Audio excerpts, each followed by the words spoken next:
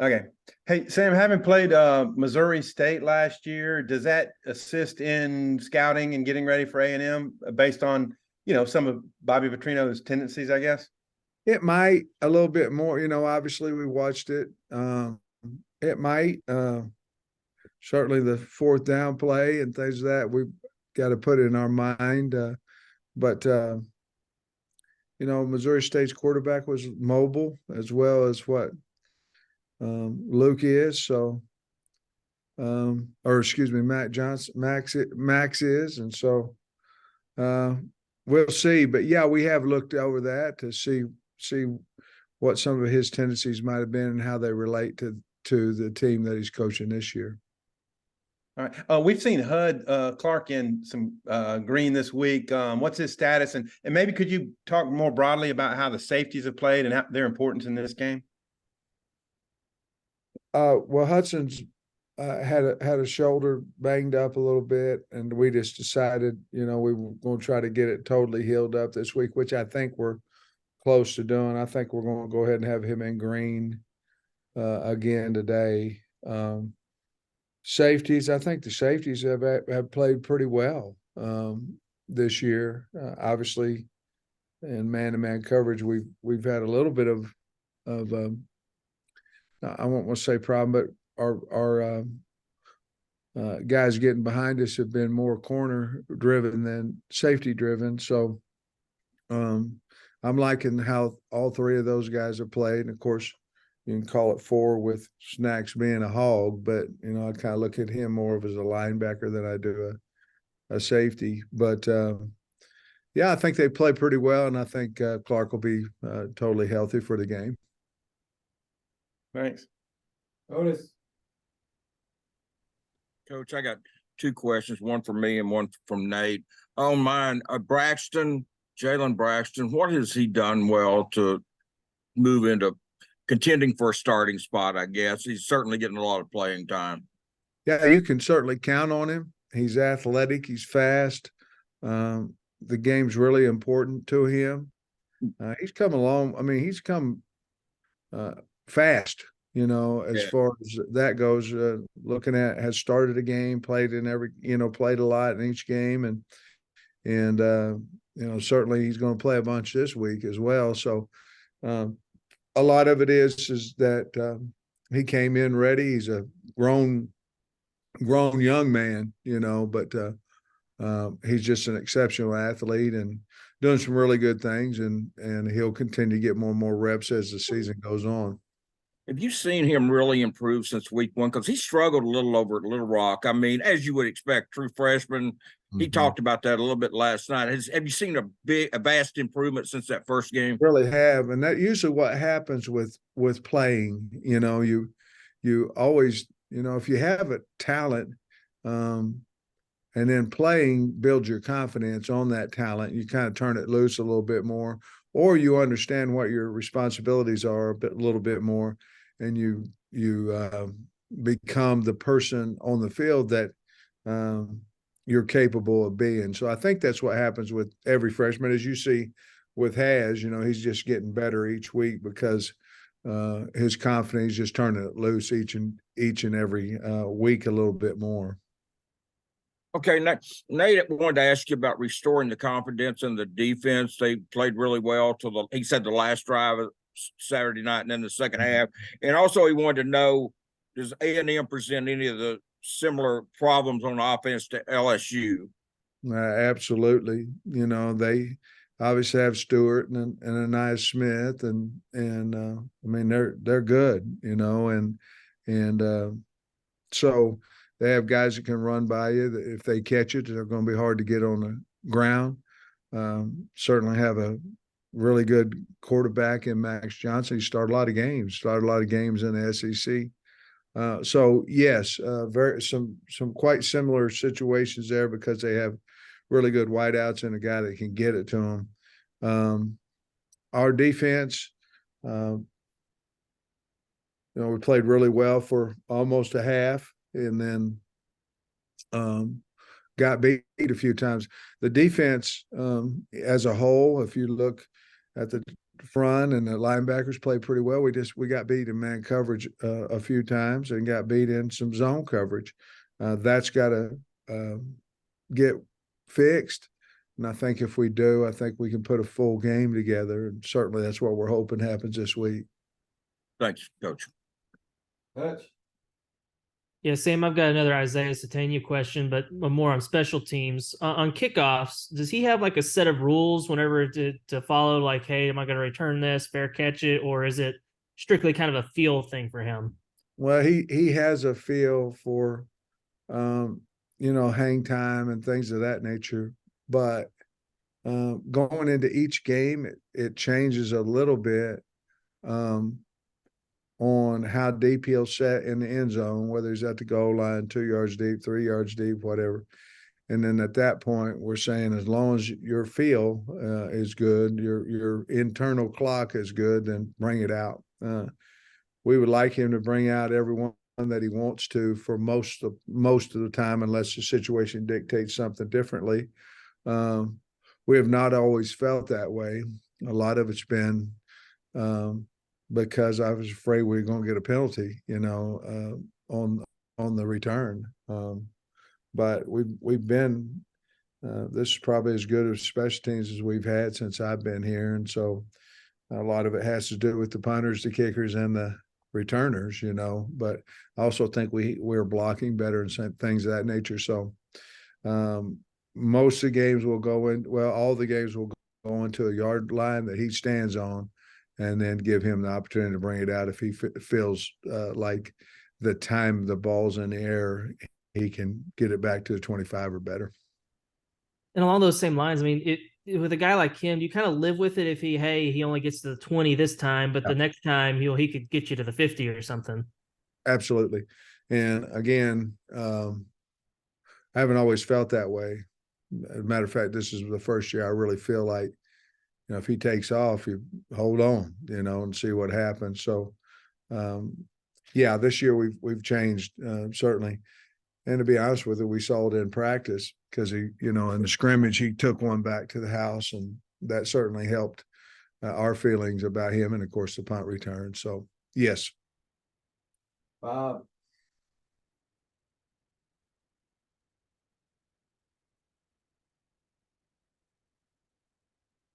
I think you're still muted, Bob. Great.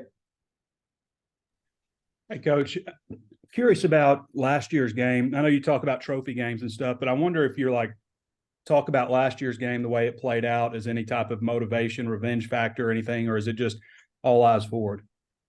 Have not yet. We would certainly use anything that we think that will help us motivate us to win. And a lot of guys will say, well, you shouldn't need motivation.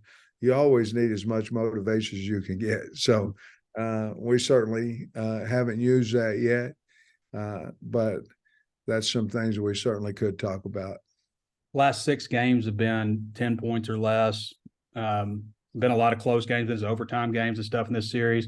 But Arkansas, since they've been in the SEC, I guess is 1-10 against A&M. What are your thoughts on that, and just from a historical standpoint with this rivalry?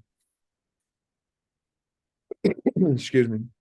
Well, I would think that the rivalry would mean more to us, because we're one of the last 11. Certainly, I've been on some of them overtime losses and things where the game looked like it's ours, just like last year, and not able to win it. But it's definitely a rivalry for us. You don't see many series lopsided at 1-10, like that. But we did go through some rough years as well in there. But I think that if we can get a lead, we got to figure out how to extend the lead and not try to just hold on to it. And I think we certainly tried that last year, and I thought there at the end of the game we were going to score. I didn't know what the time on the clock was going to be. As a matter of fact, I was worried about scoring too fast, but I did at that point. We were running the clock, and I just wanted to score, and then we had the errant snap that killed a lot of that stuff. So hopefully decision making and all that stuff will be as good as it possibly can be, and we'll come out on top. But the rivalry for us has to be more than for them, just simply because I don't know how much you can truly respect an opponent that you've beaten 10 out of 11 times. And last question, kind of a random one, but I was wondering, now that you're 4 games into the season, is there anything about this team, aside from just like the obvious, is there anything about this team that has surprised you versus what you maybe thought you had in fall camp? Well, probably DeBinion has played last week probably better than I thought he would. I felt like our offensive line would be cohesive by this time, but it's hard because we haven't been healthy up there. I look for that to certainly improve. We are a hard playing football team. Us playing smart has been something that has surprised me, because I did not think that we wouldn't play smart. And we sometimes, with all these pre-snap things, we're not playing smart. But I felt like most of it, I knew what we had. Our wide receivers are playing better than I thought they would in the spring. Probably about what I thought they would once fall camp concluded, to be honest with you. Thanks, Coach. Bob. Hey, Sam, I think I got it figured out. I don't know what was going on there, but hey, KJ is tied with Matt Jones for, I guess, most touchdowns accounted for passing and running. I don't know if you ever got to see Matt play or watch film of him, but if you had any thoughts on Matt and the kind of player he was, and then maybe what it says about KJ, he's on the verge of breaking the record that Matt's held for a long time. Matt Jones was an incredible competitor. I mean, that's what I remember about him, and gave you a chance to win, sort of like KJ gives you a chance to win each and every week. And both of them were very strong, making things happen, sometimes not out of nothing, but out of almost nothing, and making big plays. And KJ, to be able to have an opportunity to break that record shows how valuable and how important he is to our football team, and what kind of a competitor and athlete he is too. But both of them great leaders and great competitors from what I saw of him. Thanks. Jackson. Yeah, Sam, you mentioned last week that you had plans to give Devin Bale some reps at punter. Of course, he only punted it once. I'm just wondering if that plan is in place again, or if, maybe Max is, a success on special teams, he's going to handle the punting duties against A&M.